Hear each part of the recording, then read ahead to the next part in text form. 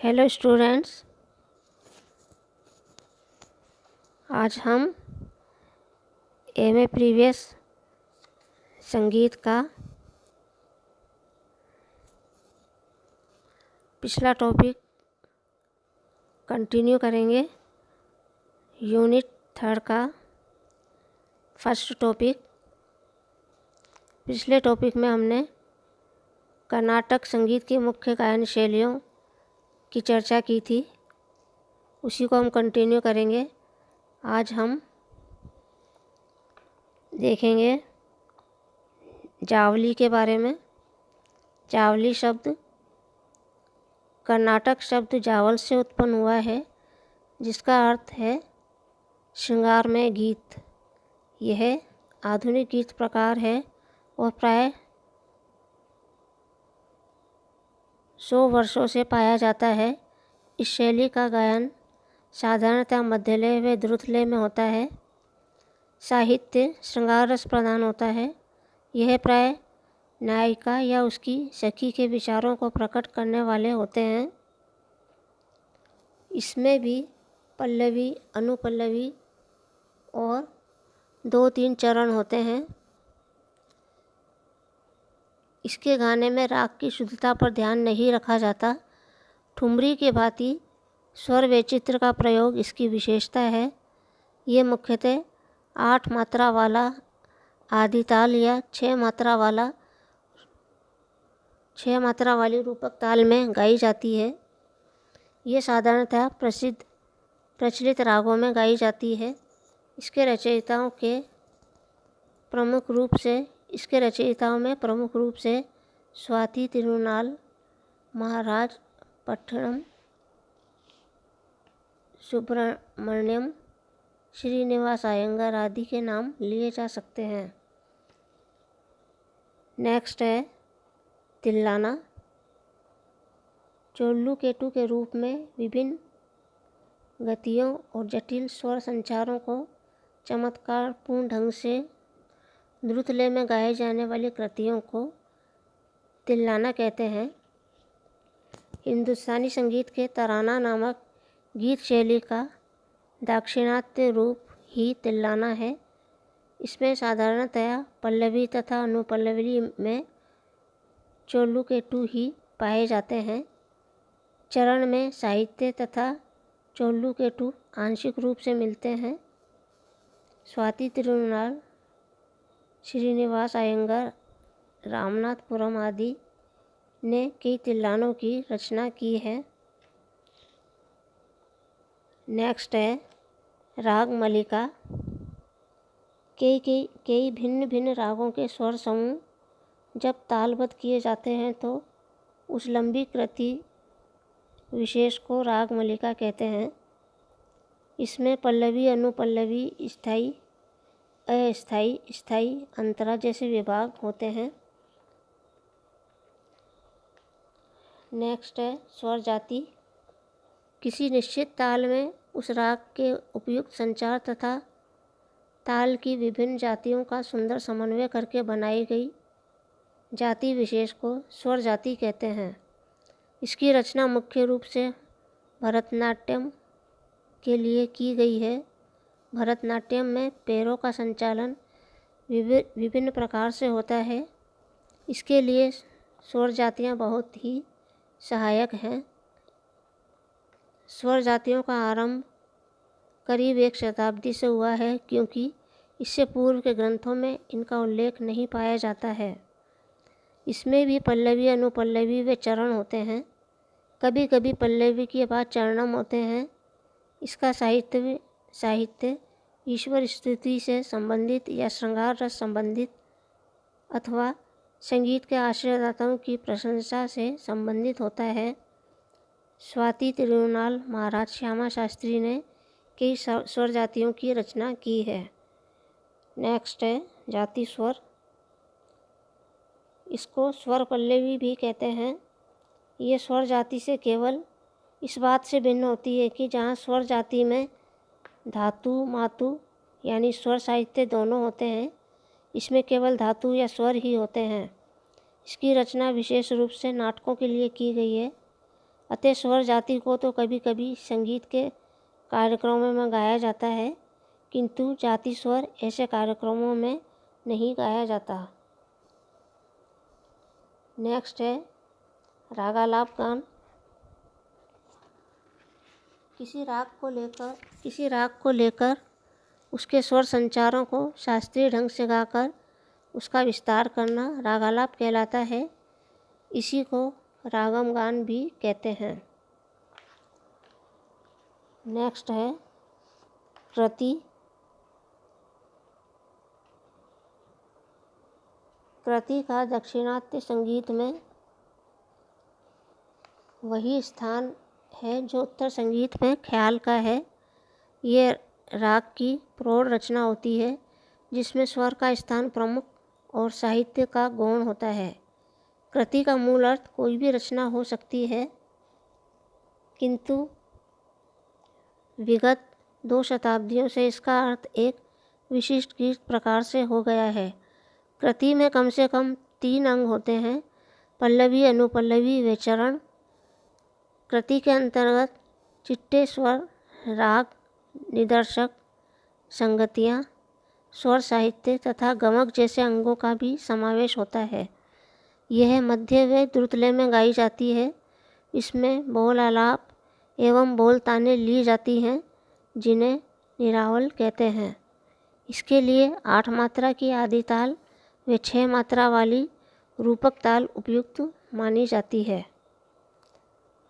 Next है निर्बल।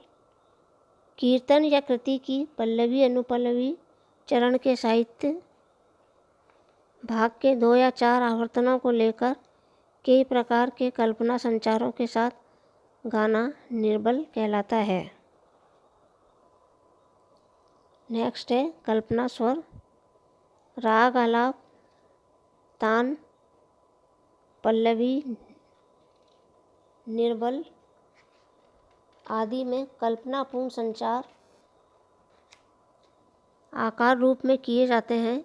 इसी प्रकार के संचारों को स्वर रूप में गाना कल्पना स्वर कहलाता है। नेक्स्ट है स्वरावली। नए सीखने वालों को स्वर स्थानों का ठीक ठाक ज्ञान कराने के लिए रचित विभिन्न प्रकार के स्वर संचार क्रम स्वरावली कहलाते हैं। हिंदुस्तानी संगीत में इन्हें पलटे कहते हैं। साधारणतः इसकी संचार परिधि मध्य सा से तार सा तक होती है। नेक्स्ट है जंटावलिया। स्वरावली में जब प्रत्येक स्वर प्रत्येक स्वर की 2-2 बार आवृत्ति होती है तब उसे जंटावलिया कहते हैं। जंट का अर्थ है जुड़वा, जैसे सा सा, रे रे, ग ग आदि। नेक्स्ट है धातु आवलियाँ। यदि स्वरावली के संचारों में सभी स्थानों पर क्रमिक रूप से ऊंचे या नीचे न होकर 1-2 स्वरों को छोड़कर 3rd या 4th स्वरों पर लांघते जाते हैं तो ऐसी स्वरावली को धातु आवलिया कहते हैं। उदाहरण सा म, ग म, रे ग, सारे आदि। नेक्स्ट है ताल मलिका।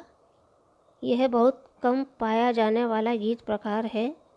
इसमें पूरा गीत एक ही राग में निबद्ध रहता है, परंतु उसके विभिन्न चरण या खंड विभिन्न तालों में बंधे रहते हैं। इसका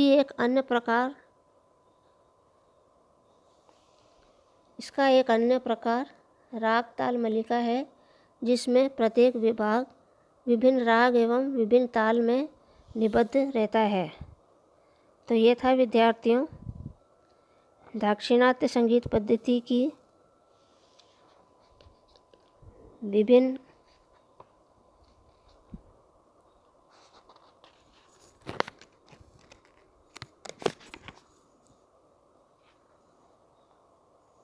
दाक्षिणात्य या कर्नाटक संगीत की विभिन्न गायन शैलियाँ हमने देखी। अब हम नेक्स्ट टॉपिक लेंगे 3rd यूनिट का ही टॉपिक 4th जो है सेवर्ट और सेंट के बारे में। स्केल के अकॉर्डिंग सेवर्ट और सेंट की जानकारी। प्राचीन काल से ही सप्तक को विभिन्न प्रकार से विभक्त करके स्वर स्थापना करने की परंपरा चली आई है। भरत और शारंगदेव के समय में एक सप्तक के अंतर्गत 22 श्रुतियाँ मानी गई और उन्हीं श्रुतियों के आधार पर स्वर स्थापना की गई। भरत का काल स्वर सप्तक के विकास की प्रौढ़ और विकसित काल माना जाता है। उनके स्वर सप्तक का आधार मूल तत्व स्वर संवाद था। यही स्वर संवाद आधुनिक ध्वनि विज्ञान की दृष्टि से स्केल का आधारशिला बना। भरत के विधान के अनुसार स्वरों में 2 प्रकार के मुख्य संवाद हैं। सापा संवाद जो कि 13 श्रुति का है और सामा संवाद जो 9 श्रुति का है। आधुनिक ध्वनि विज्ञान में संवाद और जोड़ दिया है जो मध्य सा से तार सा का संवाद है। आधुनिक ध्वनि विज्ञान में एक संवाद और जोड़ दिया गया है जो मध्य सा से तार सा का संवाद है। इन तीनों संवादों में मध्य सा से तार सा का संवाद श्रेष्ठ माना जाता है क्योंकि ये दोनों स्वर एक साथ गाए बजाए जाने पर इतने एक रूप हो जाते हैं कि दोनों में कोई भिन्नता दृष्टिगत नहीं होती। दूसरे स्थान पर सा पर संवाद आता है। दूसरे स्थान पर सापा संवाद आता है। तीसरे स्थान पर सामा संवाद आता है। सामा संवाद को आधुनिक ध्वनि विज्ञान में स्वतंत्र स्थान प्राप्त नहीं है। आज क्रमिक विकास के फलस्वरूप सप्तक का अर्थ 7 शुद्ध और 12 विकृत स्वरों का क्रमिक समूह है। पाश्चात्य सप्तक को अष्टक यानी ऑक्टेव, अष्टक यानी 8 माना जाता है। पंडित अहोबल, हृदय नारायण देव, श्रीनिवास आदि ने वीणा के तार की लंबाई के आधार पर स्वर स्थापित किए। आधुनिक काल में आंदोलन संख्या के आधार पर स्वर स्थापित किए गए और इसके साथ ही सेवर्ट और सेंट पद्धति के आधार पर भी सप्तक को विभक्त करके स्वर स्थापना की गई।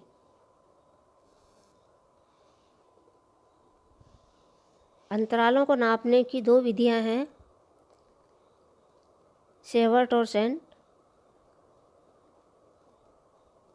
सेवर्ट और सेंट पद्धति के प्रचार में आने का मुख्य कारण यह है कि अन्य विधियों में 2 बातें गड़बड़ हैं। अंतरालों को जोड़ने व घटाने में इन्हें गुणा या भाग करना होता है और दूसरा मुख्य कारण है भिन्न वाली संख्या यानी फ्रैक्शन की जो संख्या होती है। फ्रैक्शन के अंतरालों की छोटाई या बड़ाई का पता संख्या को देखते ही नहीं लगता। जैसे 9/8 बड़ा है या 10/9, ये तत्काल बताना कठिन होता है। गणित में एक विधि बताई गई है जिसमें गुणा करना होता है तो गतों को जोड़कर उसका गुणनफल निकालते हैं। इस विधि को लॉगरिथम कहते हैं। इस विधि में गुणा के बदले जोड़ की क्रिया करनी पड़ती है। यह अंतराल के जोड़ने घटाने के लिए बड़ी उपयुक्त विधि है। एक फ्रांसीसी वैज्ञानिक सेवर्ट ने इस विधि के आधार पर अंतराल का माप निकाला जिसे उसी के नाम पर सेवर्ट पद्धति कहते हैं। इस पद्धति के अनुसार जहाँ भी भिन्न यानी फ्रैक्शन का अंतराल निकालना होता है वहाँ अंश में से हर का लॉग घटाया जाता है। इस प्रकार भिन्न अंतरालों का लॉग निकालकर उसको 1000 से गुणा कर देने पर अंतराल का नया माप निकल आता है।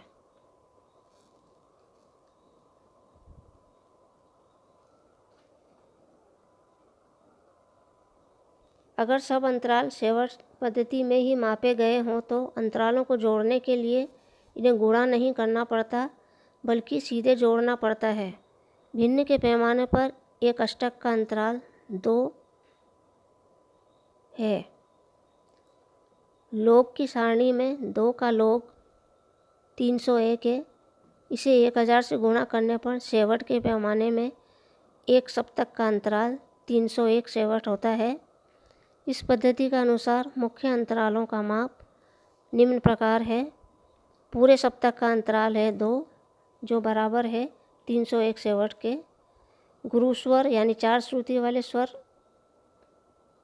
का अंतराल 9/8 इंटू 51.1 बराबर होता है 51 सेवट। लघु स्वर यानी 3 श्रुति वाले, इनका अंतराल है 10/9 का माप होता है 45.8 सेवट, बराबर है 46 सेवट के। अर्ध स्वर यानी 2 श्रुति वाले या 2 स्वर, जिनका अंतराल है 16/15, जो बराबर है 28.1 सेवट के। इस भांति स्वरों की बढ़ाई या छोटाई का स्पष्ट रूप से पता लग जाता है कि अर्ध स्वर गुरु व लघु स्वर दोनों के आधे से बड़ा है।